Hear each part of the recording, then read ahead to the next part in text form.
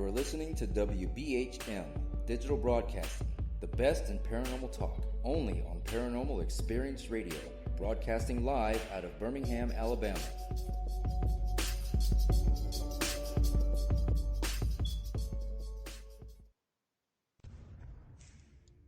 This is Ghost Talk with 187 PI.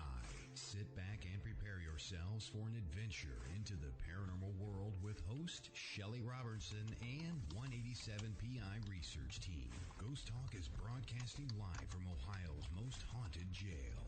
Listen as they delve into the history of the old and haunted Paulding County Jail, where some of the residents still live within its walls. Learn about their ongoing research at the jail and abroad, investigation techniques, and their personal encounters. Here is your host of Ghost Talk and 187 PI founder, Shelley Robertson.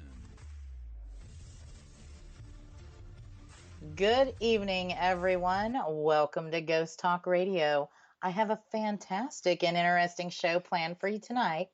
I want to invite you all to join me in our interactive chat room at WBHM-DB.com. This is where you can ask me any questions or tell me about some of your own experiences on tonight's topic.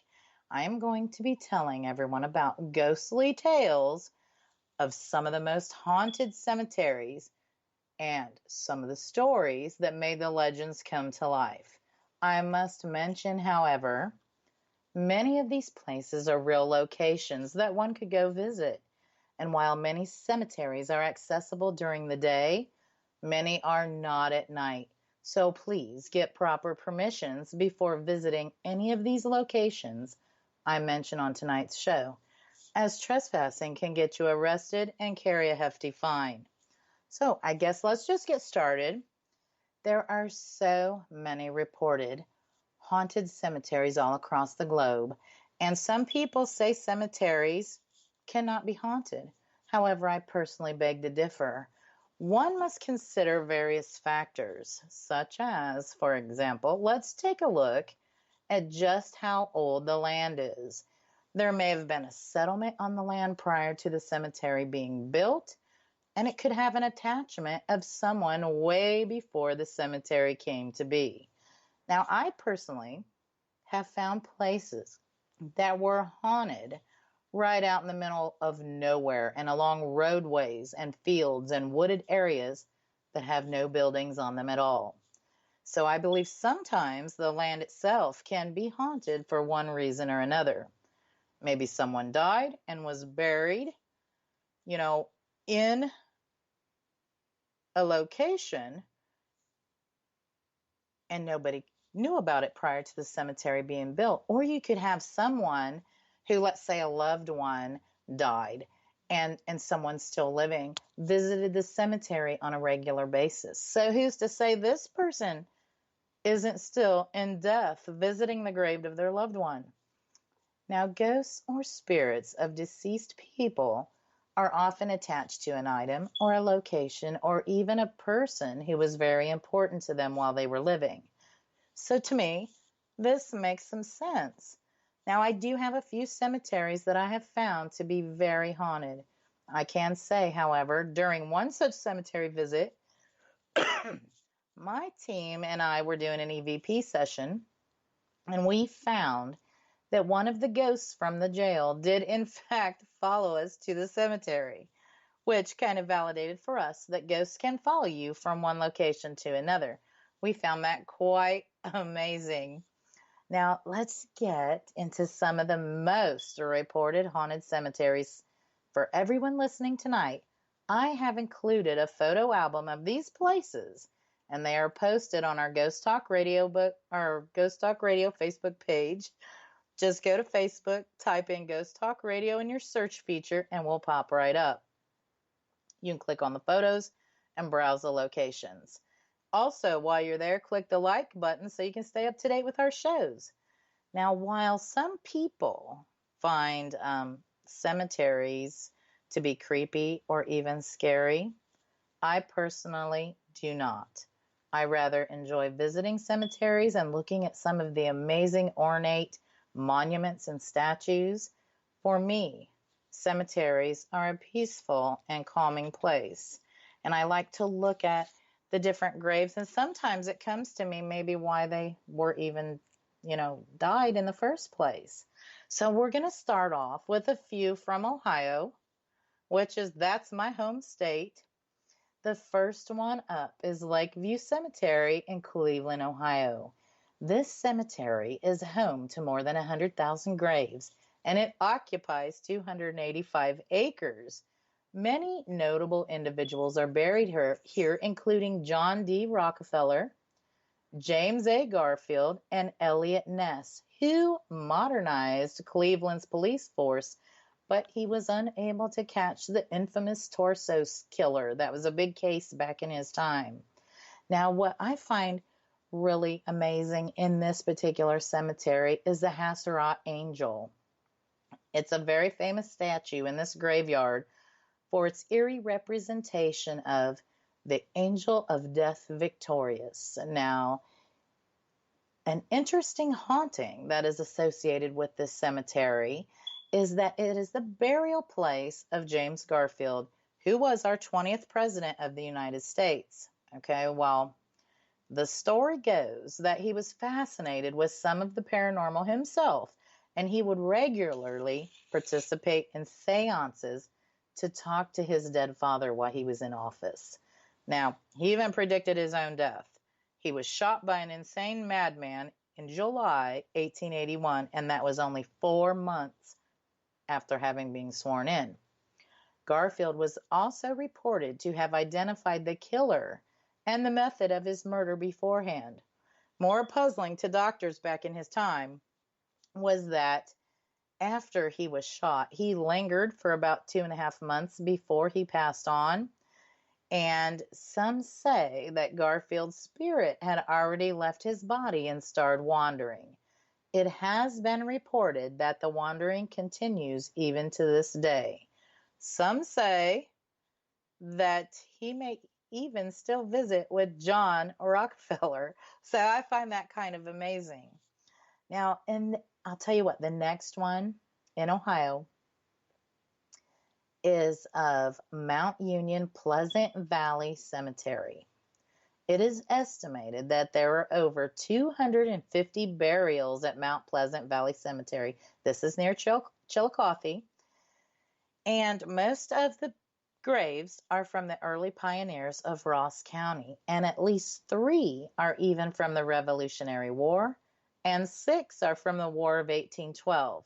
Now, this is an off-the-beaten-path rural cemetery, and it's home to the infamous Elizabeth's grave, which supposedly her broken headstone moves itself from the front of the cemetery to the back of the cemetery. Elizabeth is said to haunt the cemetery because she hung herself from a tree in the area after her husband died, and she is likely unhappy when her visitors to the graveyard move her headstone. Some have even reported seeing Elizabeth near her gravesite, and others have reported seeing a ghostly woman hanging from a tree that's nearby and also walking among the stones. And they also report seeing 2 dark cloaked figures.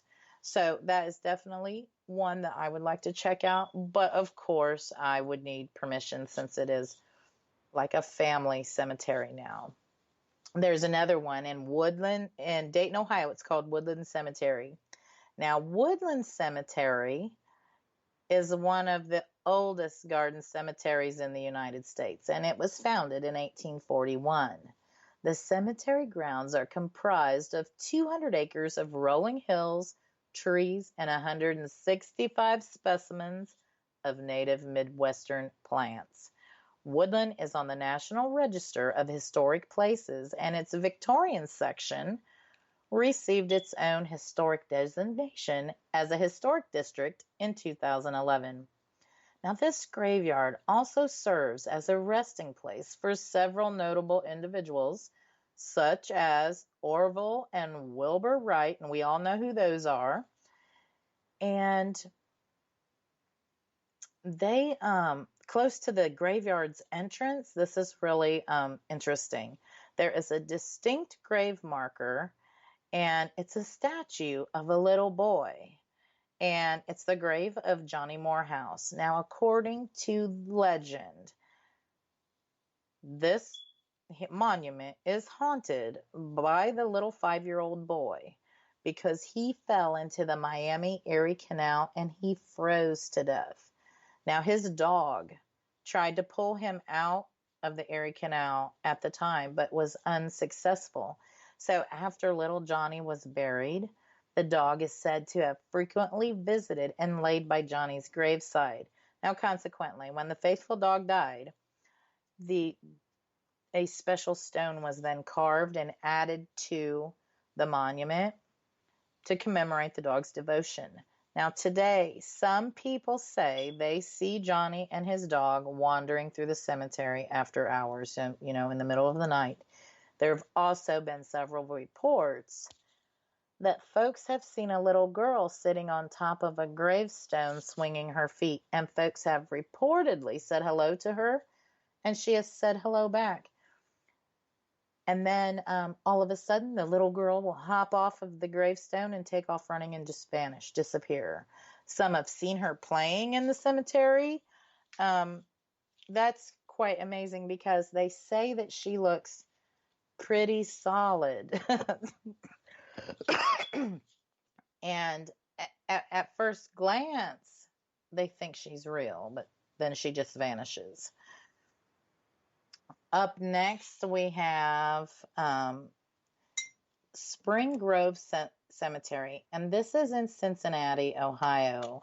And Spring Grove Cemetery is the second largest cemetery in the United States. It was founded in 1845 by the Cincinnati Horticultural Society. It is comprised of 733 acres, but currently only 400 acres are landscaped and in use. It was renamed Spring Grove Cemetery in 1987. Many of the most notable figures from Cincinnati history are buried here.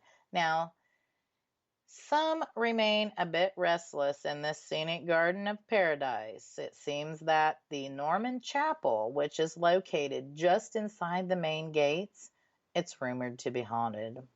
Designed in the Norman style by Cincinnati architecture Samuel Hannaford in 1879. Now, the chapel is complete with gargoyle guards along the top of it. Now, legend has it that cries can be heard coming from the chapel basement at night. There's a holding cell that was built in the basement during the late 1800s to jail people who were traveling too fast through the cemetery. Can you believe that? If you were going too fast through the cemetery, they would arrest you and put you in this cell under the chapel overnight. It's rumored that some of the people still remain there today. Now, the most eerie structure in this cemetery is the Dexter Mausoleum. It was built in 1869 as a private family mausoleum for whiskey baron Edmund Dexter. The mausoleum boasts the only two symmetrical flying buttresses in Cincinnati and was constructed to resemble a Gothic Revival funerary monument. Some say that the mausoleum is guarded by two white dogs. Now, legend has it that if you sit on the steps to this mausoleum, two white dogs will appear. They may run past you, they might stop and quietly watch you, or they might stop and growl. The strangest tale of this cemetery involves the grave marker of Charles Brewer. Brewer was an optometrist by trade, okay? And it is said that when he died in 1908, he supposedly requested that his eyes be removed and put in glass and then placed in the bronze bust likeness of himself located on the side of the monument. Now, other stories report that Brewer requested glass eyes to match his own and have them placed in the statue so that he could kind of keep an eye on things even in death. Now, regardless, many people report feeling watched when they are near the Brewer marker, and some say the head is moved. Now, there are other reports of mists and wispy things passing by in the cemetery and the sounds of approaching footsteps. So I think that would be a very, very eerie and creepy place to visit. And I've only seen photos of that statue, and the photos themselves look pretty, pretty creepy. Now, I would say let's move on from Ohio to some other cemeteries. Excuse me. In some other locations. We have oh, allergies are flaring up tonight. Sorry, folks. Wow. We have Bonaventure Cemetery in Savannah, Georgia.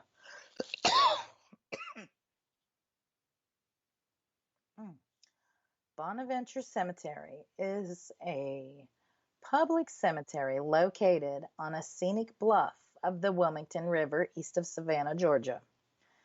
Now, this cemetery, it became famous when it was featured in the 1994 novel Midnight in the Garden of Good and Evil by John Berendt. And, pardon me, and in this a movie that was directed by Clint Eastwood. And the movie was based on the book. Now, it's the largest of the city's municipal cemeteries, containing nearly 160 acres. Now, in the early years of the land that now serves as a cemetery, there was an immense plantation constructed there. This home was owned by the well-liked Joshua Tatnall Jr., and this man was known for social functions that he would hold at his estate. He was well liked among the citizens that lived in the area. Well, one night,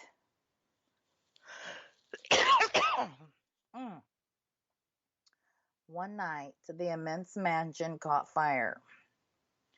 And in today's cemetery, many individuals who have visited the area, they state that dinner parties still seem to occur.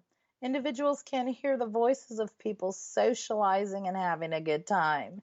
Now, there has been many paranormal investigators that have went to the area to investigate to see if they can hear the parties going on and stuff. And they do. And they think it's a residual type of haunting, which means that it's like an energy recording in time, like a timestamp. But nonetheless, these occurrences still frighten visitors of the haunted cemetery. There has also been several reports of people seeing and hearing a pack of ghostly dogs. Some have reported to be followed and even chased by these dogs. But the most famous gravesite in the Bonaventure Cemetery is that of little Gracie Watson. And it's according to the plaque that's at Gracie's grave.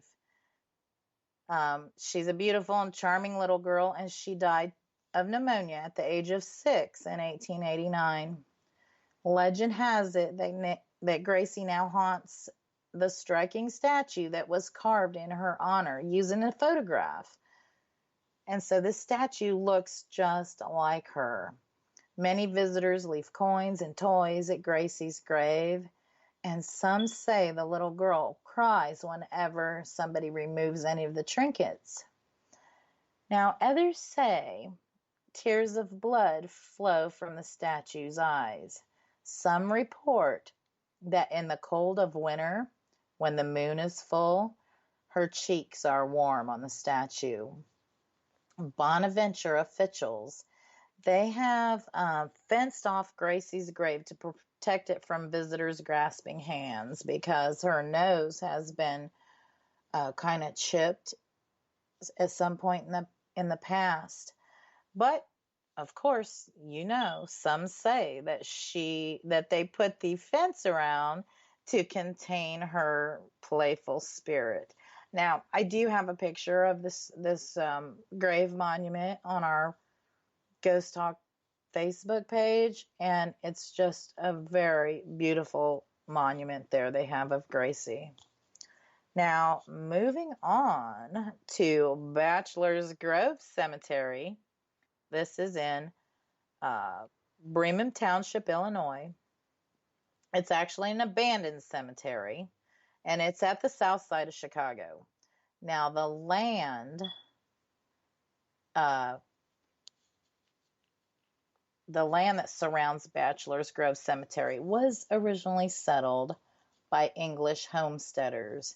And with that, I tell you what, we're going to take a short break, and we'll be back with more Ghost Talk. You're listening to Ghost Talk Radio on WBHM Digital Broadcasting.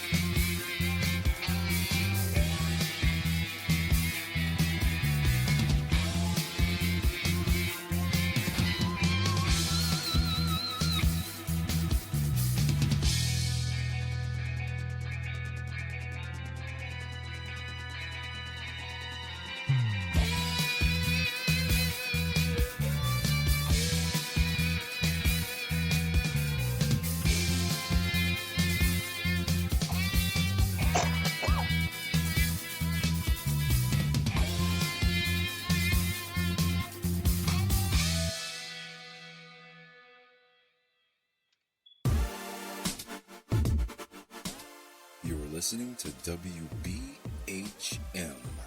Digital Broadcasting, the best in paranormal talk, only on Paranormal Experienced Radio, broadcasting live out of Birmingham, Alabama.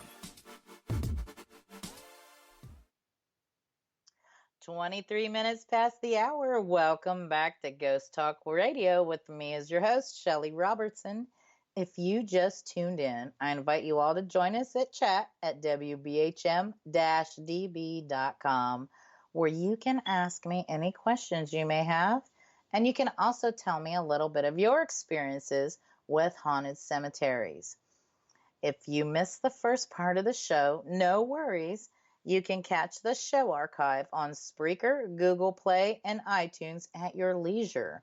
And I want to take a moment to remind everyone that the places I am talking about this evening are indeed real cemeteries, in which case most are accessible during the day. However, most are not at night. So if you plan to visit any of the locations on tonight's show, please get proper permissions, as trespassing is against the law and could get you arrested and get you a hefty fine. Prior to the break, I start talking about Bachelor's Grove Cemetery, and that's at the south side of Chicago. Now we have Ariel Grace, who is in chat. She said she's been to Bachelor's Grove, and it's very creepy. Now, I started talking about the land being originally settled by English homesteaders who relocated to that area from England. Now, the cemetery itself saw its first official burials around 1840, and it contains 82 plots, many of which were never sold or used. Now, the burials, however, possibly go back to as far as like maybe 1834, when German immigrant workers were killed while they were working on the Illinois and Michigan Canal. Some people believe the cemetery, which dates back to the 1830s, was a popular spot for 1930s gangsters to dump their victims. There have been several ghost sightings of various kinds over the years.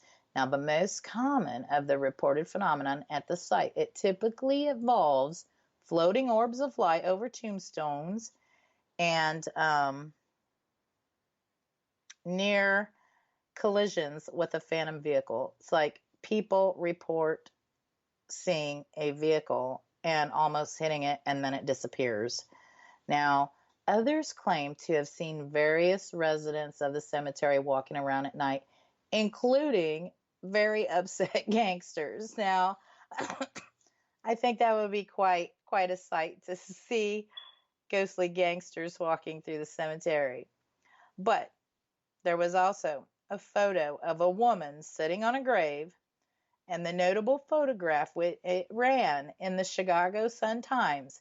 It reportedly showed a transparent woman sitting on a tombstone, and the apparition was not visible when the photograph was taken way back then. And I had got a look at that old photo. If you search it up online, you can actually find it, and it's pretty eerie. Okay, so this next one is pretty interesting, and it is Boot Hill Cemetery, and it's in Tombstone, Arizona. That's right, Tombstone, Arizona.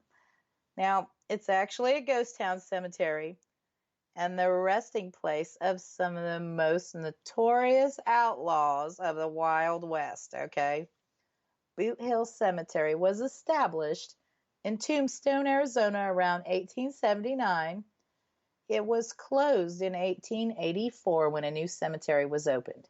Now, before it closed, however, it saw burials of approximately 300 people, many who died tragically and unexpectedly or with their boots on. And as you can imagine, that's how it got its name. Now, after its official closure, a few outlaws, among others, were allowed to be buried there. The plot features the graves of Billy Clanton, Frank McLaury, and Tom McLaury, the three men who were actually killed during the famed gunfight at the OK Corral. It was used after that only to bury a few later outlaws. Some legally hanged, and there was this other guy who was shot during a robbery. Now, as well as a few colorful Western characters, I will tell you, there was this man, Emmett Crook Nunnally. He spent a ton of time, many, many volunteer hours restoring this ghost town cemetery. He's actually also buried there. Another thing that's interesting about this cemetery is in 1996, this guy named Terry Ike Clanton, now he is an actual descendant of the Clanton gang. He was visiting a cemetery, the cemetery, with a friend, and this man was named Kelly, who lived in Southern California. Now, it's quite amazing, and this photo's been floating all around too. Clanton took Kelly's picture dressed in full 1880s Western garb against, the backdrop of the beautiful mountains there and the fields with what looked like, the tumbleweed kind of picture you can imagine. Now, he positioned his friend Kelly to the left of this photo in order to get a really good view of the mountains. Now, he shot this in black and white film, so it'd have a really authentic feel for the photograph. Now, when the film was developed, what appeared to be in this picture was a gentleman wearing a black hat in the background. And it looked like the guy was sitting on the ground or kneeling or something. You couldn't see his legs, or perhaps maybe he was even rising from a grave there. I don't know. It does definitely look eerie. Now, many people have studied this photograph, and they say that there has been no tampering and it is, a legitimate photograph. Many psychics who have examined the photo also believe that it is more accurately someone from the 1920s or 30s. Now, to this day, the photo has yet to be successfully debunked despite countless recreations, and some are even conducted by the owner of the photo himself. The photo has even appeared on a recent episode of Ghost Lab. So, as you can imagine, a lot of people visit this area and this cemetery to try to get a glimpse of the ghostly cowboy. Now, if there's any other photos of this cowboy, I am not aware of them. Now, here is something really, really interesting. And it is a cemetery in Justice, Illinois. It's called Resurrection Cemetery. It's one of the largest cemeteries in the United States. It is over 540 acres, and it is shaped like a huge isosceles triangle, okay? It's got 152,000 graves, not counting the 5,300 crypts in the mausoleum. It's truly a huge burial ground. Area residents have nicknamed it the Resurrection Triangle due to all the strange events that have taken place here throughout the years. Now, Resurrection was consecrated in 1904 and opened officially in 1912. It is a Roman Catholic burial ground maintained and operated by the Catholic Archdiocese. Now, the cemetery was named in commemoration of the feast celebrating the resurrection of Jesus. Now, this cemetery is allegedly the home of Chicago's most famous ghost, Resurrection Mary. She is a ghost and is said to haunt the surrounding highway, cemetery, and the Willow Brook Ballroom. One monument appropriately named Resurrection of Christ is situated adjacent to the cemetery's chapel. The large gray tombstone figure is said to be a favorite place of Resurrection Mary. Reports describe Mary dancing at the foot of this monument on more than one occasion. Now, some believe that she is Mary Bregovy, and she was born April 7th, 1913, and she died in an automobile accident March 10th, 1934, by a hit-and-run driver. She was actually walking home from a date that night, and she's buried at Resurrection Cemetery in grave number 9819, section WM, near 79th Street. However, for those of you listening, don't try to attempt to find her grave because it is unmarked, and it is said to have been bulldozed just after World War II when the graveyard needed more space. So this evidently, before the cemetery began the perpetual care, some of the graves have been moved. Now, Mary has been seen at the cemetery and along the roadway hundreds of times since her death. She's even appeared solidly and has interacted with many people.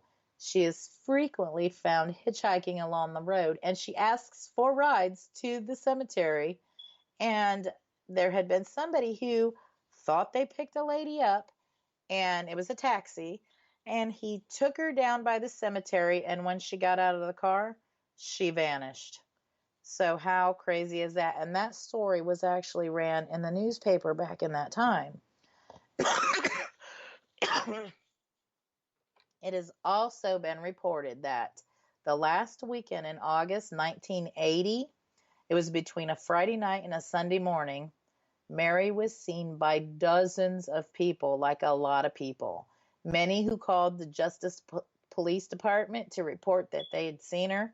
Squad cars were dispatched, and although the police could not explain the mass sightings, they did find a number of people, many who flagged down the squad cars to report what they'd just seen. So this haunting has been featured on Unsolved Mysteries, and there also are a few pictures of Mary floating around if you want to search the internet. This is a place I would actually like to go and visit just to see if I could get lucky enough to see Mary, because she's seen so oftenly. I think maybe I could get lucky there. This next cemetery is a little disturbing, and it's in Stall, Kansas. It's called the Stall Cemetery. And Stall is like a quiet little village. However, within the boundaries is a small cemetery and an old church foundation. That's all that's left. Now, originally, it was built in 1867, which is rumored to be the gateway to hell. The cemetery is still there, but of course, the church has been reduced to just a foundation and a small pile of rocks. Now, as the legend goes here, somewhere hidden in those piles of rocks is a staircase straight to hell. People say that the stairs are said to be sealed with magic, which can only be opened during the spring equinox. Now, many claim the Stall Cemetery to be an epicenter for evil, and that the church was deliberately built on this spot to cover over the gateway. Now, supposedly, after the church closed, it served as an undercover place for worship for witches and Satanists. Now, decades before that, it was rumored that there was trees on the church grounds and they were used to hang witches. There's one tree that is growing through a tombstone, and it is said to have been the main tree that was used for these evil hangings. Now, people who have visited this cemetery on Halloween night have reported very strange occurrences. Some claim to have lost time, and those who have been brave enough to spend the entire night on the grounds, they say they hear the sounds of people moving about, in the night, like people are walking around. Others believe that they have seen the devil lurking about, claiming that he comes out every Halloween to visit the grave of the witch, whom he had fathered a child. Now, isn't that most bizarre? The church was knocked down in 2002. However, it was done without the knowledge of the people who actually own the land that the church resided on. In fact, no one actually knows who bulldozed the church. This cemetery, of course, is closed to the public and is placed under guarded watch during Halloween. So local law enforcement, they have made it very clear that they will arrest anyone who trespasses on the grounds. And they will also give you a $1,000 fine, and you could also get 6 months in jail. So do not go there absolutely without permission, and it's highly unlikely you'll get permission to go to this place.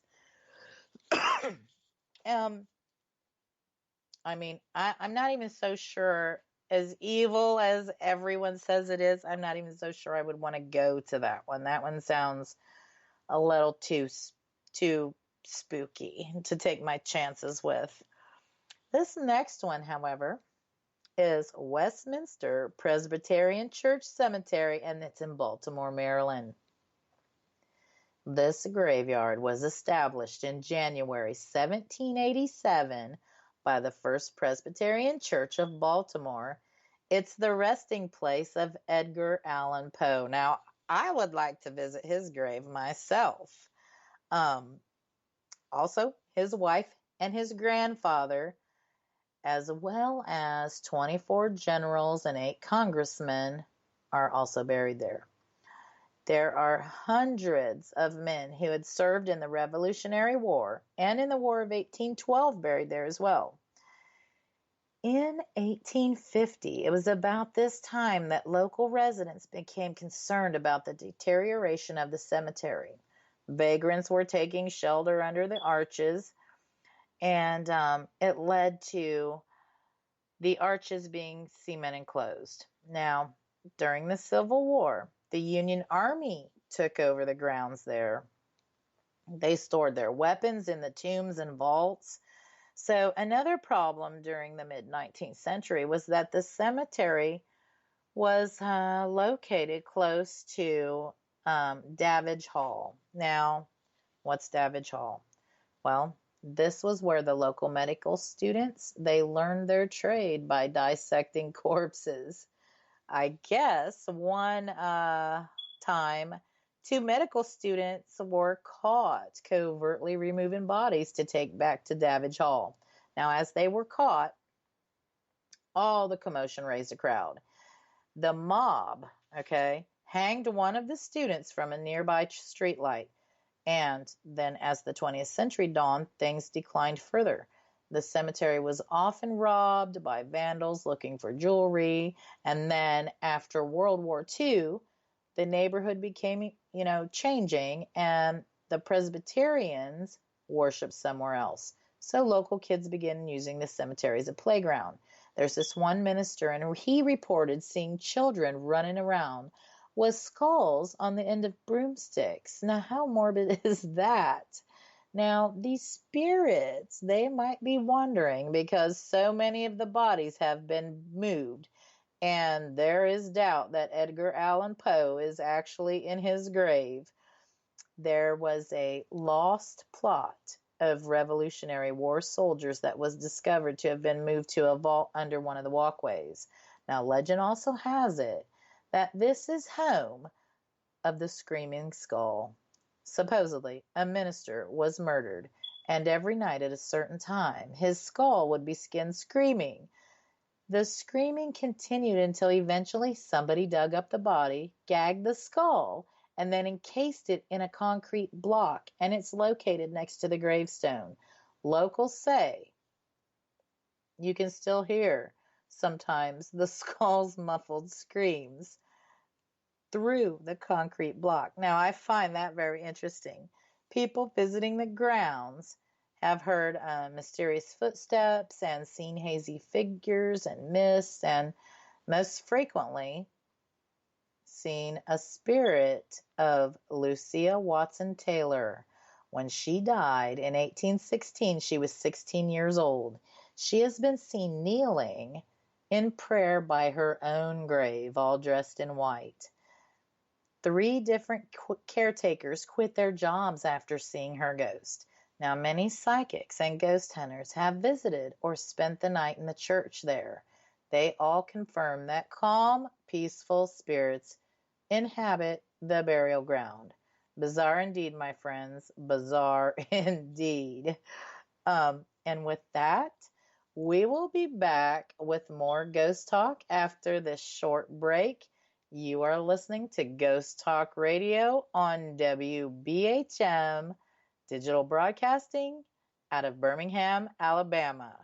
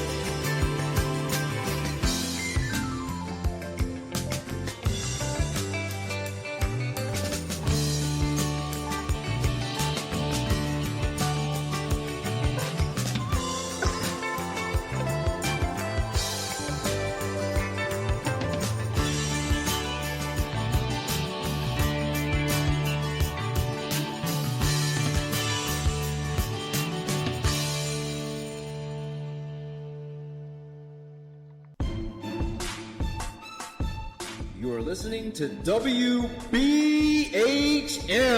Digital Broadcasting, the best in paranormal talk only on Paranormal Experience Radio. Broadcasting live out of Birmingham, Alabama.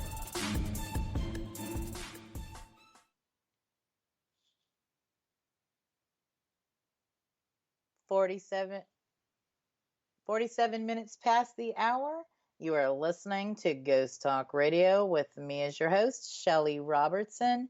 We are broadcasting live on station WBHM-DB from Ohio's most haunted jail, the Old Paulding Jail, located in Paulding, Ohio. Tonight, I have been discussing haunted cemeteries, and if you missed the first part of the show, you can always listen to our show archives at your leisure on Spreaker, Google Play, and iTunes.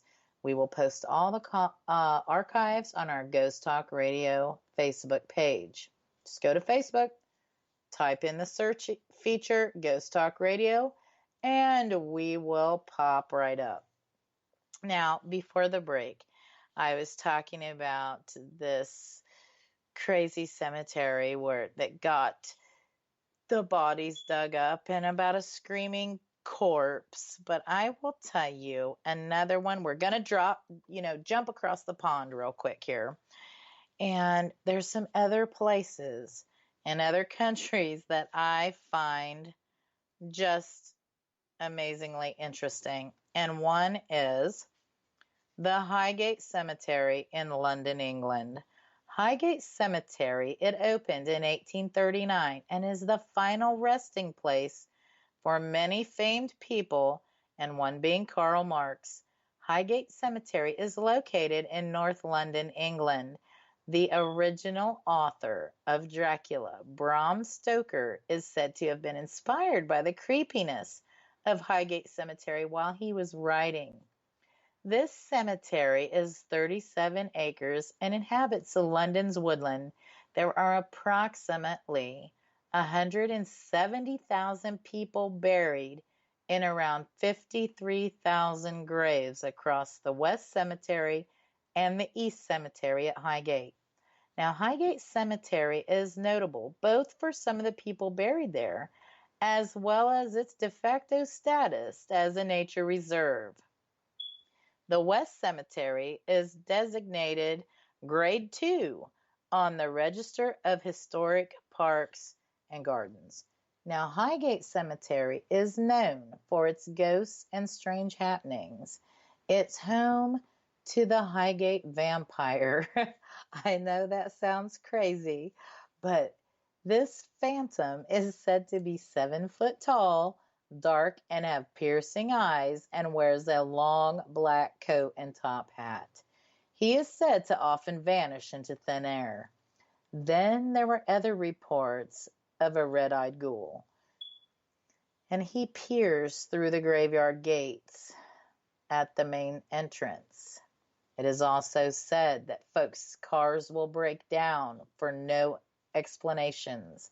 Further reports state that an old insane woman ghost is seen running along the gravestones with her hair flowing, really long hair, and she looks for her children she once murdered. Other popular ghosts here include a dark shrouded figure, a businessman, and a floating nun.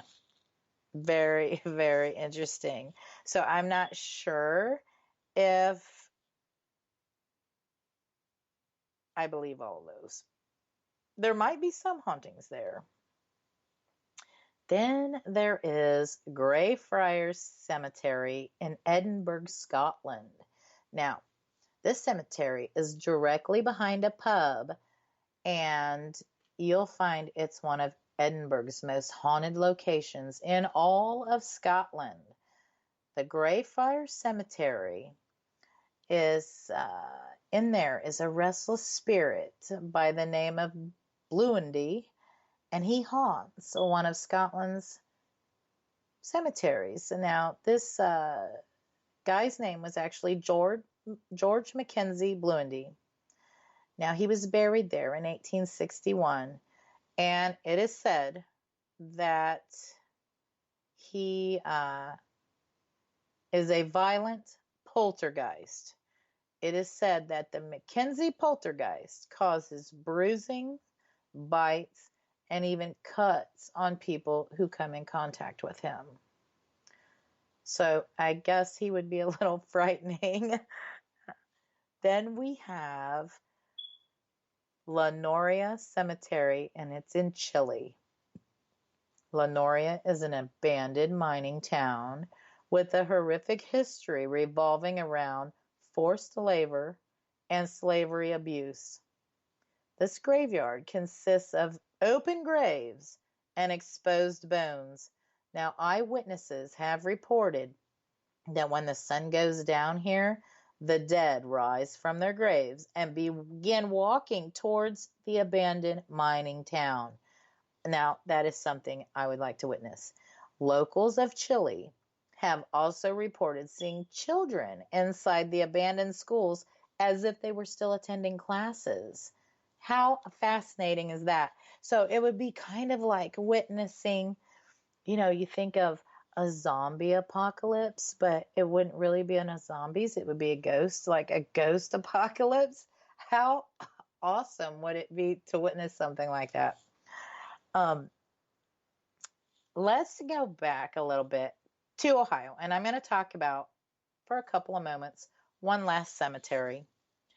And I have done an investigation there, and it's in a small, tiniest little blink of a town, Ohio City, Ohio. And this cemetery, there is a huge monument of a man and a woman, and I do have a video with my findings on YouTube, and you can just search me up, Shelley Robertson, on YouTube, or you can type in 187PI and find my YouTube channel. But I do have a video of a portion of the investigation I done there involving this monument. It is a man and a woman, and there was legend around this monument that the woman moves, that you can see blood coming from her eyes, that all kinds of different things. So it intrigued me. So I'm like, let's go to this cemetery and check out this monument. Well, as I was walking towards the monument, the wind just started picking up like hugely, hugely the closer I got to this cemetery. So it said that if you lock eyes with the female in this statue, and it's huge, it's bigger than life size, that she will follow and watch you. So I got my camera and I got in place, and you can watch the whole video of it happening. And it does indeed look as though her head moves and turns and is watching you. It's the most bizarre, I think,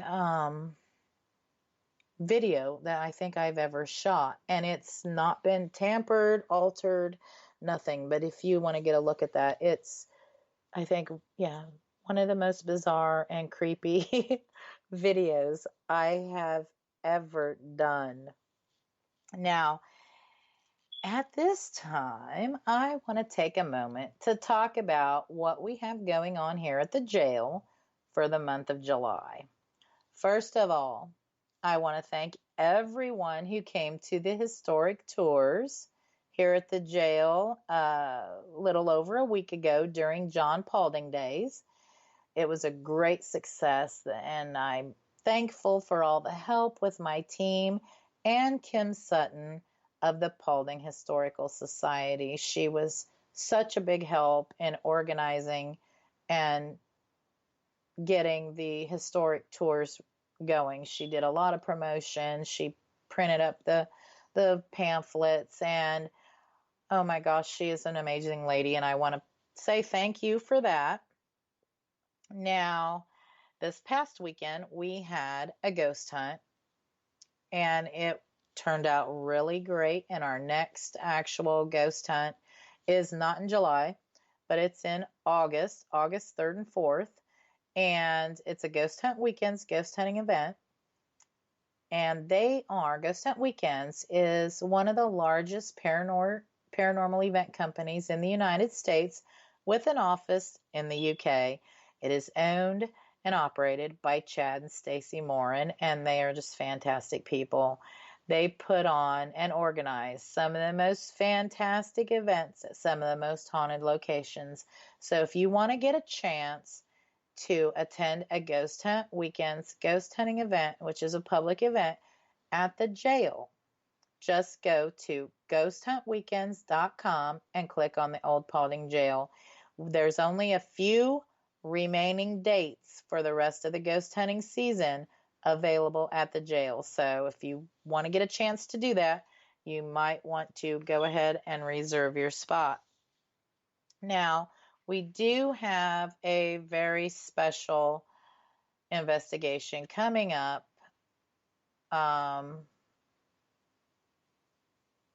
July 29th, and it is actually hosted by 187PI, me and my team, and it is the anniversary of the death and birth of Gary Murray, who was found hanged in the first floor cell block in 1998.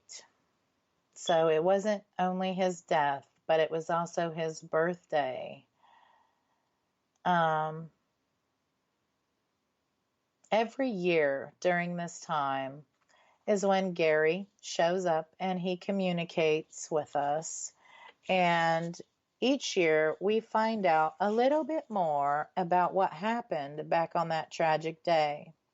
So this year I wanted to do something a little special and have a birthday party for Gary instead of just concentrating on the tragic event. I kind of wanted to do a little celebration of his actual life. So we are having a barbecue for this actual investigation and a little birthday ceremony for Gary. And then we will actually have the investigation to learn more about his circumstance. He shows up every year on the anniversary date, and during this investigation I will let everybody know how I come to find out about Gary. It's quite unbelievable and quite amazing. I have a couple of questions from a guy named Andy, and the first one, he asked if I've ever investigated Tontagani Cemetery in Tontagani, Ohio, and I have not. I have not investigated that place, and yes, unfortunately, here at the jail, we have a very hard time with our smoke detectors. We put new batteries in them all the time, and it just seems as though I've never replaced so many batteries in smoke detectors as I do at this jail. And of course, here we go again. They're going off, and I am so sorry for that, everybody. I think what we're going to have to do is go to electric ones here soon in the future, because we cannot keep batteries, and they just started going off again. And also, I do believe Andy is with Fringe Paranormal, and I do believe he's going to be coming to Gary's event on the 29th, as well as I do believe Kat Hobson, a good friend Lori Dorsey, will be there. The tickets are very limited, I got to tell you. Go to 187PI if you want to attend this special investigation, and there's only a couple of tickets left. You can get your tickets there. And with that, I want to thank everybody for taking time out of your busy schedules to listen to our live broadcast tonight. Tune in next time for more Ghost Talk on WBHM Digital Broadcasting out of Birmingham, Alabama. Good night, friends. You are listening to WBHM Digital Broadcasting, the best in paranormal talk only on Paranormal Experience Radio. Broadcasting live out of Birmingham, Alabama.